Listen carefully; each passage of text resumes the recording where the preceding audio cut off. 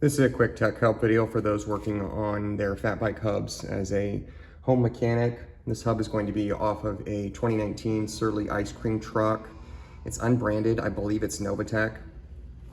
For those looking to replace the bearings on this hub, there are going to be 5 bearings that are 6902s, and then there is one bearing on the inside here of the hub that I'm not removing today. That is a 15267 bearing. That one's running smooth, so we're not going to be replacing it. The way to disassemble this hub is as follows. If we're looking at it from the drive side here, the axle would be going through here, and you'll have this nut on the end on the non-drive side. 2 17mm cone wrenches can get this undone, or crescent wrenches if you don't have cone wrenches. Simply unthread the nut portion, and that will come off. You'll then pull the axle out of this side of the drive side, like so. Once that is undone, you will have your free hub, which will be sitting on the inside here. This simply pulls off. The initial resistance you'll be feeling is just from this seal, which protects the pawls and ratchet from moisture. Pull that from there.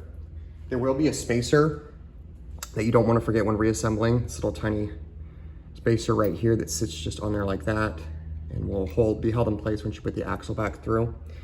That pulls out like that. The bearing arrangement is then as follows. For this rear portion, or for this portion here on the hub body, you're going to have a 6902 bearing on the drive side. You'll then have this shoulder spacer that it goes up against. You'll then have this smaller bearing in the middle that is going to be next.